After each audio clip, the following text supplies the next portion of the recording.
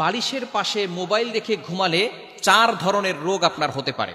এটা আমি যখন ইন্ডিয়া গিয়েছিলাম তখন এক ডক্টরের সাথে কথা হয়েছে, তিনি আমাকে বলেছে বিভিন্ন ধরনের সমস্যা হয়, তবে এই 4টি খুবই ইম্পর্টেন্ট। বিশেষ করে আমাদের সমাজে, আমাদের সোসাইটিতে ম্যাক্সিমাম মানুষ আমরা আমাদের ফোনগুলো রাতের বেলা যখন ঘুমাই তখন আমরা বালিশের নিচে রেখেই তারপরে ঘুমিয়ে যাই। এরকম হয় কি হয় না? বিশেষ করে ম্যাক্সিমাম ইয়াং পিপল যারা আছি তারা আমরা মোবাইল এসে আমাদের যুব সমাজকে একেবারে ধ্বংসের দ্বার প্রান্তে নিয়ে গেছে।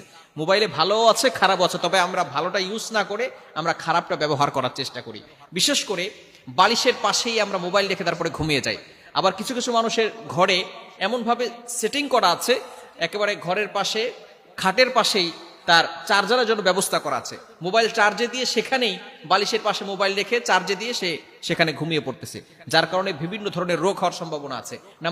এক নাম্বার হচ্ছে হৃদরোগ হওয়ার সম্ভাবনা আছে।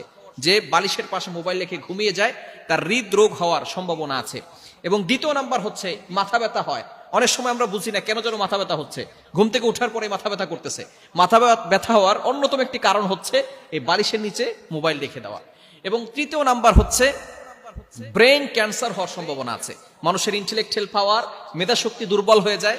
শুধু তাই নয়, ব্রেন ক্যান্সার হওয়ার একটা প্রবল সম্ভাবনা তার হয়ে যায় যদি বালিশের নিচে মোবাইল রেখে ঘুমায়। এজন্য অবশ্যই আমরা এই বিষয়গুলো থেকে দূরে থাকার চেষ্টা করব। এবং 4 নাম্বার হচ্ছে হার্টের সমস্যা হওয়ার সম্ভাবনা আছে। এই 4 ধরনের ক্ষতি হবে যদি বালিশের পাশে আপনি মোবাইল রেখে ঘুমান। এই মোবাইল থেকে আমাদেরকে দূরে সরে আসতে হবে, মোবাইলটাকে মুসলমান বানাতে হবে।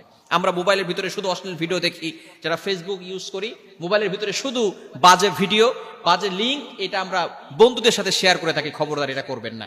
একদিন আপনি থাকবেন না, কিন্তু আপনার ফেসবুক ঠিকই থাকবে। ফেসবুকে আপনি যে মিথ্যা পোস্ট করেছিলেন সেটা ঠিকই থাকবে। একদিন আপনি থাকবেন না, আপনার ছবিগুলো থাকবে। আপনি যে অশ্লীল ভিডিও শেয়ার করেছেন সেটা থাকবে। আপনি গ্রুপে অশ্লীল ভিডিও দিয়েছেন সেটা ফেসবুকে থেকে যাবে। আপনি একদিন থাকবেন না, কিন্তু এই গুনাহগুলো অবশ্যই সদকায়ে জারিয়া হিসাবে আল্লাহ পাক রব্বুল আলামিন আপনার কবলে দিয়ে দিবেন। এজন্য অবশ্যই এই ফেসবুকটাকে মুসলমান বানাতে হবে। আপনি সঠিক কাজ করেন, স্ট্যাটাস দেন, সুন্দর সুন্দর পোস্ট করেন। আপনি ফেসবুকের মাধ্যমে আপনি ইসলাম প্রচার করতে পারেন। আপনি হাদিসের কিতাব পড়েন, বিভিন্ন ধরনের হাদিসের কিতাব আপনার বই ঘরের ভিতরে রাখেন, হাদিসের কিতাব পড়েন। আপনি সুন্দর সুন্দর হাদিস আপনি স্ট্যাটাস দেন।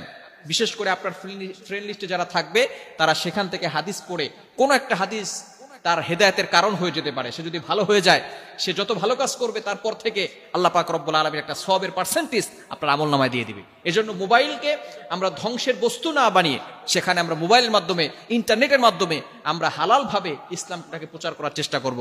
হারাম কোনো কাজ না করে সঠিকভাবে দিনটাকে প্রচার করার চেষ্টা করব। তাহলে আল্লাহ পাক রব্বুল আলামিন আমাদেরকেও সওয়াবের ভাগীদার করবেন। আল্লাহ তাআলা আমাদের সকলকে এই বিষয়টি বুঝার তৌফিক দান করেন।